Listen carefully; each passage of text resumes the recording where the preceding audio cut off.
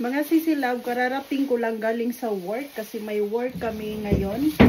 Ayan, bumili tayo ng pagkain kasi wala tayong handa kahapon. So ngayon ako bumili. Ayan, bumili tayo ng pang-agahan natin at saka isda. Ayan. And then, ito yung pagkain dito sa Japan, mga sisilab. Odoboro, yung tinatawag nilang odoboro. Ayan. Marami to, mga sisi. Kaya, i-ano natin, i-mukbang natin, mga sisilab. Yan yung ano niya, oh. So, naka-sale na siya. 1,380 yung ano niya. Pero, nag-sale sila kasi ano, hanggang 25 lang yung pagkain. So, ito yung pagkain na kakainin natin. So, prituhin muna natin yung isda, mga sisilab, para imukbang na natin yung pagkain. Kasi nagutom na rin ako. Bukas na ako mag-live siguro. Kasi kailangan nating lutuin muna to. Kasi para bukas may baon tayo. Kaya lagyan lang muna natin ng asin, yung ano, yung karne, yung isda. Ay, nakaganito pa ako. Kasi yung heater nandun sa ano, sa paliguan, mga sisilab. Mahirap kasing mag-heater pag nandito sa kusina. Kailangan kasi doon talaga yung ano. Yung heater kasi namin, nasa sala at saka sa kwarto ko lang. So, yung dito sa kusina, yung maliit na heater. So, parang kulang ang power ng heater na maliit. Kaya next time, bibili tayo ng malaki kasi yung ano, yung, ayan, may asin. Yung ano natin, heater is maliit masyado. So, kailangan talaga yung malaki na heater. Nasira kasi yung heater namin, mga sisi. Sirang-sira na yung heater. Iba kasi dito sa Japan. Iba yung ano nila.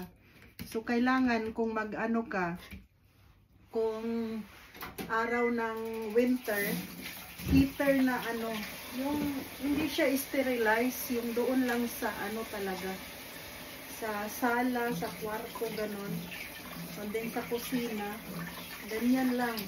Hindi siya sterilize. Kaya mahirap mag-ano. Pag malamig. Super hirap. Ito lang yung heater ko dito sa kusina, mga sisi. Isasaksak lang siya sa sa kuryente. Ayan na, mga sisilab. Mukbang. Tanggalin natin yung ano, yung takip. Ito na siya.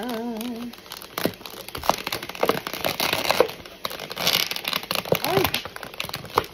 Hindi masyadong natatanggal. So, ilagay natin sa ibabaw. Ganyan. Diba? Super yummy. Super yummy niya. So, igano na lang din. Baka ano, para makita yung ano natin. Ooh. Ayan, mukbang start. Ayan siya, mga sisi. Unahin natin ito. Ano to, yung bula-bula sa atin. Bula-bula. Ayan.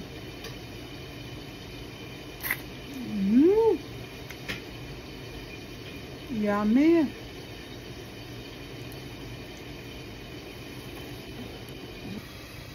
Next natin kainin, shrimp po siya, mga sisilab. Shrimp. Yummy siya. Ito, yung sa Chinese. Yan.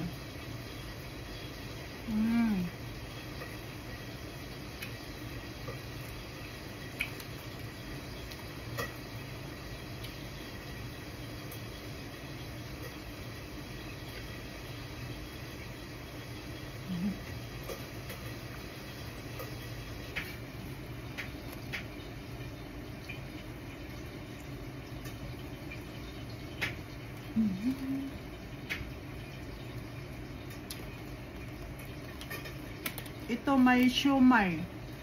Siomai siya.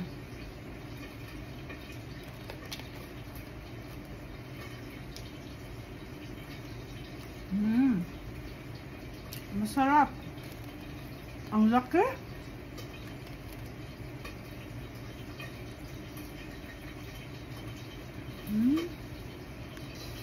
Ito mga sisilab, parang kambing yata. Kambing yata to. Hindi ko alam kung kambing ba to o baka. Try natin.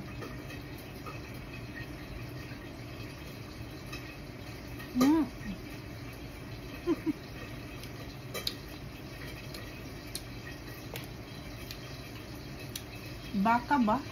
Hindi ko alam. Tomato.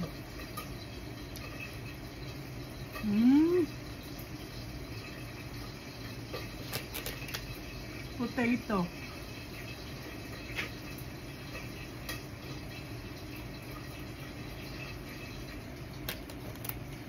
Chicken.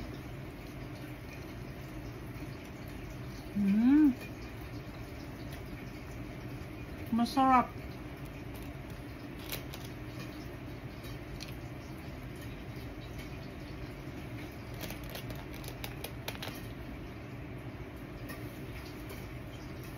Kanin.